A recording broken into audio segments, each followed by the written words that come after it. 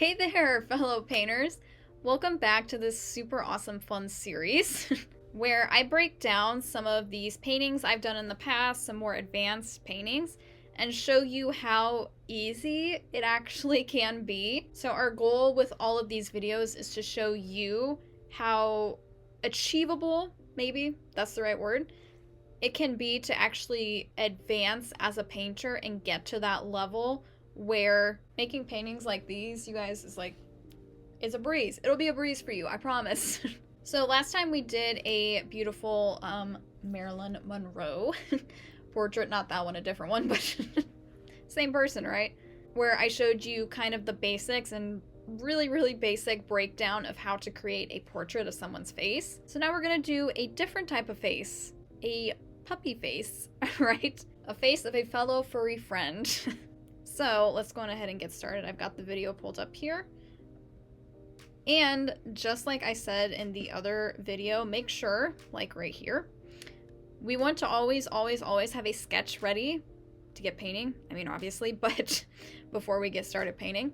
But it is really helpful to have a sketch with an outline. You don't really, at least I don't like to just take a paintbrush and go straight to the page and start doing things without an outline in pencil already ready. I don't know how many times I've said that, ready to go for us. But also, just like I said in that Marilyn Monroe video that we did before, I don't always like 100% sketch everything free-handed. I actually, a lot of the times, it's not cheating, a little bit of a shortcut. I will trace certain aspects of a picture, or most of the picture, and then just freehand a little bit as needed, because that cuts down the time it takes for me to sketch to start painting, because painting is what I like to do, drawing is right? So I want to cut down that time as much as possible. So I will tell you, in this picture in particular, in that last Marilyn Monroe picture, I did the picture on transfer paper and then I transferred it to canvas.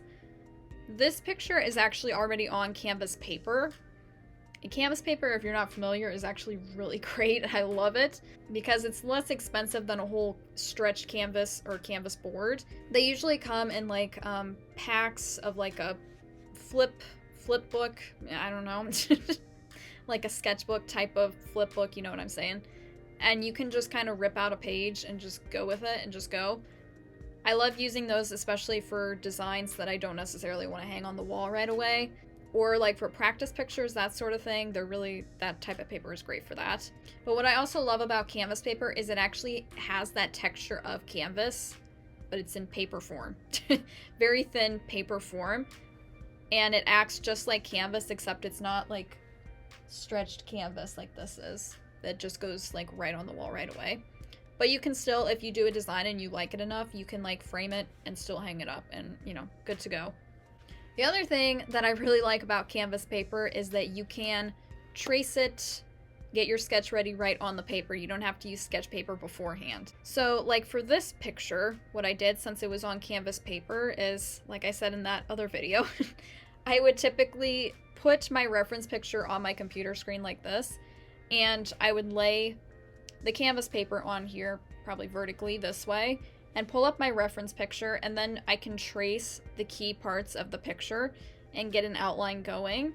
And then if there's certain parts, like it looks like right here, where the lines are a little bit lighter, I probably freehanded those. But the main outline of the dog, as you see here, I probably traced that. So, I'm sorry if that ruins the magic of it for you, but I did not completely freehand draw this. I have done freehand drawings before though, I can do it, it's just that I choose not to so much anymore because it takes a lot of time. And especially when I'm doing like pet portraits like this, like I do these for my Etsy shop, I want to like take as minimal time as it takes to get something done, especially when you have a lot of these pictures to do at once. So that's just a little bit of a hint as to what I personally do. Now let's see if we can actually get started painting. You're like, can we please? Okay. So this is a colored picture. The last one we did, the Marilyn Monroe, was a black and white picture. A black and white picture is actually really useful for beginners, as I said before in that video. As a beginner, doing things in grayscale or black and white is actually really a lot easier than doing things in full color, because you're only working with a few things on the spectrum of color, not the whole spectrum of color. But here we are going to be working with the full spectrum of color. So let's break this down step by step here, what I'm doing. What I'm doing is I'm using my raw umber, because like I said before, you guys, I don't prefer to use black because black paint is usually made with blue. So when you go to line it up, it'll look kind of bluish and not completely like just plain gray. It'll look kind of like a blue-gray. So what I like to do is use raw umber instead. So here I'm putting down 2 dollops of raw umber. And then one of them, I added a little bit of blue to it to turn it into black, so that I do have a black to work with. And the other one I'm going to leave plain, I think, because the other one I'm going to use like a really, really dark gray, which is essentially what raw umber is, in my picture. So I've got, I know in the video they probably look like you can't even tell the difference between these two colors, right? But in real life and as an artist, there's a big difference, right? This is a lot darker, and this is just a little bit of a lighter. It's a gray. This is more gray. This is more black. And I have gray and black in the puppy face. So I'm going to be using both of them in the picture. Here, this is interesting. So here I'm making the color of the fur. And this is a corgi. And to make the corgi's fur, as what I see in a reference picture, I always have to go off of a reference picture, you guys know this. So in the reference picture, I'm going to try to create, well, I'm creating it here essentially the closest color I can get to what's in the reference picture. However, I want you to notice, and this is actually really common for fur, if you ever paint fur of an animal, I'm going to create kind of like a type of brownish color, but I'm going to start by using yellow. And then I'm going to add some bits of burnt umber, the other type of umber. We have raw umber, which is kind of a cool undertone, and burnt umber, which is a warm undertone. And burnt umber on its own is essentially like a really reddish brown. So when I add that to my yellow, I'm going to get kind of a very like yellowish, really light yellowish brown tone. Kind of like an earthy, like the color of dirt, maybe. I don't know how else. Sorry, pup, but your fur is the color of dirt, honestly. So I also want you to notice here, I added a little bit of it, and then I realized it was still too dark, so I added some more yellow to get it more, it's more of a tannish, really. It's more of a tannish color. The color of sand, maybe, not the color of dirt. You dirty pup, okay. And then I also put here a dollop of just plain burnt umber, because I figured I'd probably be using that somewhere for low lights and stuff. And a dollop of blue. I'm not sure where that comes into play, but I'm sure it's in there somewhere. Oh, the eyes. I think the eyes were blue. And a dollop of white, and a dollop of... This looks pinkish, but I'm pretty sure it's red, because I don't use pink. I use red. Oh no, that's not. What color is that? Well, I'm looking at my own things and I don't know. Maybe it was magenta. Sometimes I use magenta. I bet it was magenta. Magenta straight out of the tube, because magenta is one of those ones. Magenta and cyan, sometimes they're hard to mix out of the other primary colors. So sometimes I just buy the tube of it. Because this is our red, and then I added some white to the red, and that's just going to make a nice pink. That's probably for the skin or the collar or something. I bet the magenta was for the collar. So... just like I said in the Marilyn Monroe picture, just as like I'm painting people portraits, when I paint a pet portrait, I always, always, always start with the eyes first. I actually really like doing eyes. I practiced it enough that it's really easy for me at this point, and also just really fun. Because I feel like, what is that saying? Like the eyes are the windows to the soul or something? And so we're seeing into this dog's soul right now. So as you can see here, I'm just filling in the eyes, and they look a little bit scary because I haven't filled in the rest of the face yet. So sometimes I like doing that because it looks spooky. But anyway, what I did here to do the eyes, we'll kind of back this up and do it a little bit slower for you. What I've done here, I think I filled it in with either black or raw umber, and I'm assuming it's raw umber because it doesn't look that dark. I filled in, like, basically all of the eye with that raw umber. And then I added, it looks like I added a little bit of a black dot in the center, but I can't really tell. But after that, I added some white to kind of spread out.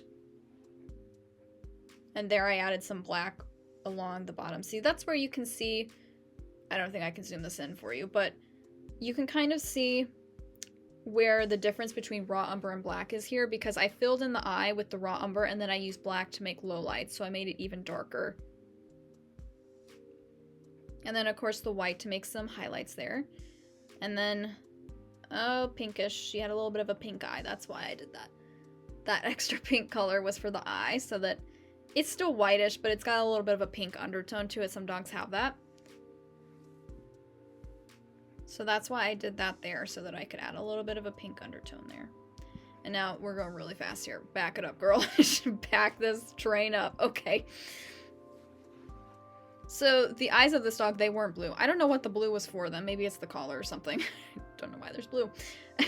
I don't know. So from here, these eyes were actually not that super intricate. They were kind of just like black. So that made it pretty easy on my part. But for other dogs and people, you might have like an iris in a different color.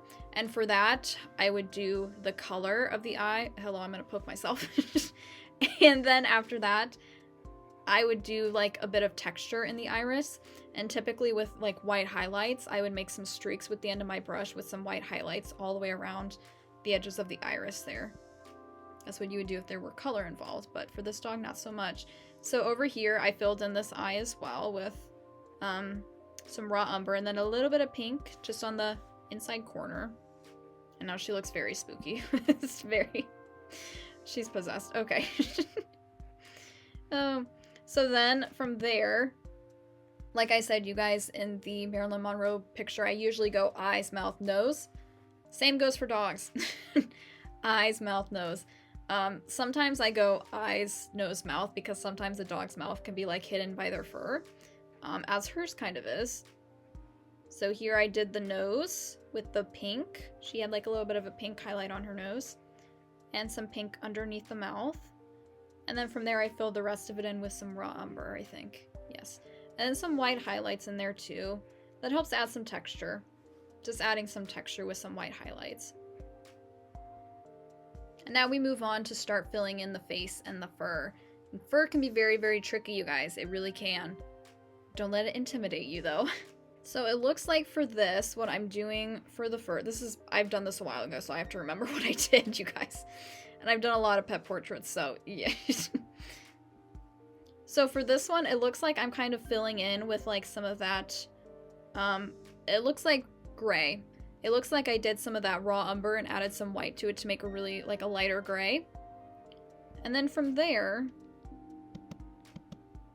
yes, I filled in some of that areas with some raw umber. And then from there, I started to bring in that tan color that I mixed up on my palette. I might have added some extra yellow to it too, to kind of get some nice yellow highlights. And then of course I outlined the eye here, kind of the bottom of the eye. Made like a white highlight there. I might have done that when I did the eye, but now you can tell. You couldn't exactly tell. I don't know if I did do a highlight there or not. But if I did do a white highlight here, you can't really see it because it's against a white page. So when I go back, I have to be really careful when I'm filling in the fur to not overlap with that white highlight that I made there. When I start to, there we go, fill in all this fur. See, I kind of kept a little bit of a gap there because I wanted that white highlight to show through. I was really careful to go around that. Now, we are going, this is a time lapse and a half. Okay, we're going real fast here, folks. Buckle up, here we go. So here we're doing, I did some, like right here, I did some more raw umber on the side next to the ear. That was probably something, of course I saw that in the reference picture, so that I wanted to get that low light there. And then of course I want you to notice here where I added that tan color, and then I did add some more yellow highlights here too, to really get different, you know, different colors of fur. There's like a million different, as many different hair colors as there are in people. There's even more fur colors than animals, right? So I just wanted to make sure that I really got all of these highlights and lowlights with different colors in here. That's why I added a lot. It's kind of like layering colors. And then over here, of course, we did some tan, and now I'm filling it in around with the raw umber. Then this must be a little bit of a white spot on her head. And I'm going around that other eye, and I'm filling in with a lot of light color here. Her light fur. I also want you to notice this is not, at this point in the video, right here, this is not the final, like, this is not the final fur that I'm gonna go with. Because at the end, and it'll show you in the video too, at the end is when I go back and I kind of add layers on top of the fur that's already there, so that I get that nice texture of fur. So this is actually not the final, this is actually pretty good, right? Like, you would look at this and you say, oh, that's good. But I'm gonna go back in later and add some more layers of texture once I've got the whole body figured out, right? I don't want to overwhelm myself or hyper focus on one area too much before I move on to the next. So you can also see at some point here, I must have gone around the nose and underneath the mouth with some white paint with a little bit of gray. A little bit of light gray in there too. And then of course here on the cheek, we've got some light highlights. This is our tan color here. Then I added some more. And then up to the ear. And then let's slow this down a little bit more.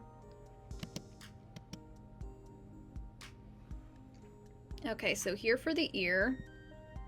Girl, you're going way too fast for me. Here we go. We're filling it in.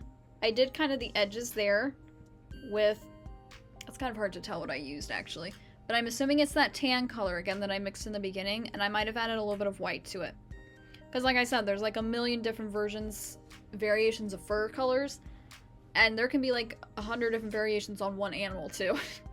So I don't mix every single color on the palette before I do it on the picture, because that would take ages. So sometimes I mix colors together on my brush and then apply it on the page, or I put them on the page and mix it directly on the page to fill things in. It's a lot easier and a lot faster that way. And then from there I added some pink here for kind of like her skin, kind of like what we had in the eyes and around the eyes over here too. And then some extra gray, some raw umber up here, kind of getting some lowlights in. And then I added some white here that's kind of like her light fur in her ears. But of course I'm going to add some more texture at the end too. I'm going to do kind of the same but a little bit different on this ear, because I'm filling in the outside first with that tan, but it looks like I added quite a bit of white to it directly on the page too. So I made some really light tan, and then I'm going to add some pink in the middle. And then again, adding some of those white streaks there. And then layer on top of all of that a little bit of this light, or almost medium, gray. So it's a lot of, I want you guys to notice that too, it's a lot of layering. A lot of layering in colors, especially with the fur. And I think this is something I do in landscapes a lot too. It's a lot of layering of colors, because that's what kind of gets us that realism effect, right? That realistic, like, I'm looking at this dog right now kind of effect, right?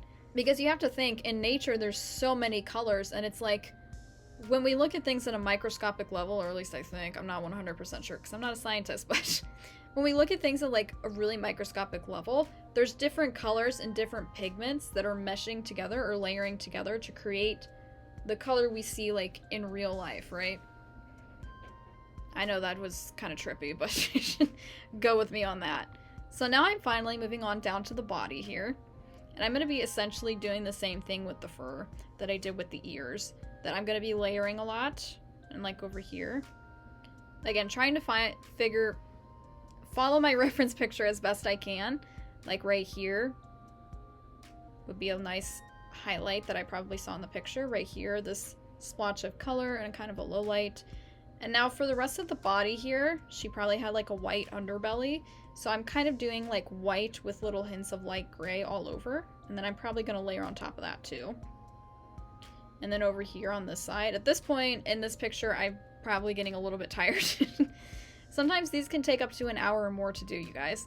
So at this point, I'm probably trying to get all my layers filled in pretty quickly. Try to get every area of the body filled in with at least something first so that I can kind of visualize the next step, because it can be overwhelming, and I understand that. Especially as a beginner, you might be looking at this picture and be like, I don't even know where to start, right? That's why I'm breaking this down for you, so I show you my process and like how I actually break things down, because I have to break every picture down. And that's why I hyper focus. That's why I start with the eyes, and then I move on to the eyes, the nose and the mouth, really. And then I move from there onto the face, the ears, the body. And then I save the texture of the fur for last, because that's a lot of like touch up areas too, so that I don't get overwhelmed, right? So now I've filled in all of the body with this fur, and of course it looks great, right? But this is not going to be my final product, because I'm going to add some layers of texture when I'm done. But I'm taking a moment to fill in the collar. That's pretty easy actually, because it's just pink with some white highlights, and then the little chain here. And the collar section with some pink and red, and then a little black thing, little hook. Now, you can even see the shadows here, I think, of my fan brush. I'm bringing in my absolute favorite brush. Some artists get the fan brush in a pack and they throw it right away because they go, this is trash. But listen, the fan brush is my favorite brush because it is like so fun for adding textures, especially on fur and for animals like this. And for the whiskers. It's like the perfect tool, I'm telling you. I absolutely love my fan brushes. So, yep, here's my fan brush. So what I'm doing now is I am finally adding those textures in the fur like I said I was going to. So I do this with white paint, typically. I'm going to be adding a lot of highlights, like right here. You can kind of see a little bit before and after. Actually, I did some lowlights too first. I did some dark lowlights here. And typically what I do is I dab that fan brush all over it, because that dabbing motion is what's going to get like really tiny, even if they're minuscule, little peaks of paint. And that's going to create like those little bumpy textures on the page. Even if they're really, really tiny and you don't notice them, when you step back and look at the whole picture, you do notice them, right? They kind of build up. So I built up with that dark paint first, and then I cleaned my brush off, and then I got some white on there, and I did the same thing over top of that with white. And now in the rest, different areas of the body and the face, now I'm taking just plain white on my fan brush, and I'm just dabbing it all over. Dab, dab, dab, dab. Of course up here, and especially on the ears, because I wanted to add a lot more texture to the ears, because I thought they looked a little bit flat. Another thing, I don't know if I do it in this picture, but a lot of other times when I'm working with animals that have those ears that stick up like that, is I will take the fan brush with some white paint and I will do wispy streaks like across this part of the ear, the like pinkish area, the inner ear, because that kind of creates, a lot of animals have that like really light fur that goes like on the inside of their ear. Just a little bit of a tip. And then of course the whiskers. Yes, I did the whiskers with the fan brush. Some light ones, some dark ones with some little highlights and lowlights there.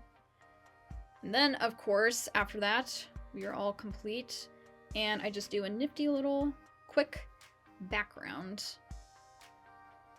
that I like to do with my spatula like that. And there's the reference picture. I forgot that was at the end of this. So here you can see the reference picture I was staring at for so many hours before doing this, probably, that this is what I was trying to recreate. And of course it's probably not 100% perfect, but you know, no painting is, we're not going to get things exactly 100% true to life. It's not exactly going to be like a photograph. I mean, we can try our best, and I definitely try my best, but we try to work off of that reference picture and just recreate something as close to it as possible. So yes, that was the reference picture. You can kind of see the before and after. And that was a dog named Hazel that was actually my best friend's dog. Well, still is. She still has her. Shout out to Maddie and Hazel. So, yes. And then, oh, isn't that nice? This is my other way that I like to use my pet portraits. I like to put them on these handy dandy treat dispensers that I've been making too on my Etsy shop. And of course, this is our dog Bella. She is unfortunately no longer with us. But she's such a sweetheart. Oh, and my kitty Mia. Oh, we love Mia. Yes, Mia is definitely still around. She is definitely not going anywhere. I actually think I did a picture of Mia too at one point, so maybe I will break that one down for you guys too, so you can see kind of what it's like, you know, to do a cat's face. A cat face is actually really similar to a dog's face, so.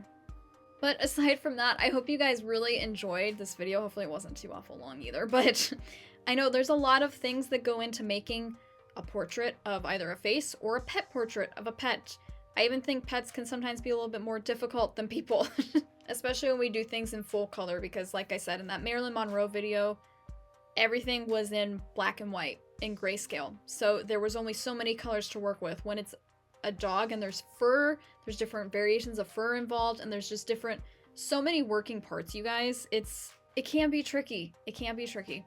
However, it doesn't have to be. It definitely doesn't. And if you're a beginner or even experienced painter and you want to learn how to make pictures like this even more in depth, and you want like somebody to guide you through it, I highly recommend you check out my online learning platform, Canvas Academy. Because on Canvas Academy, I actually teach all of these classes and more. I think we actually have over 100 hours of video classes where I am the one that will take you step by step through creating pictures, not just like pet portraits, but like of so many other things, from like watercolor flowers and acrylic flowers and fruits, and even we do like pictures inspired by our favorite like childhood Disney movies, right? So I highly recommend, if you are interested, to check out Canvas Academy. And if you're not even a painter yourself, recommend it to somebody who is, or somebody who you think would like to learn painting with me. Like I said, everything is 100% beginner friendly. We take everything step by step, and it's so much easier than you think. But whether I paint with you again or I chat with you again, I hope to see you all very soon. Later, fellow painters and fellow home dogs.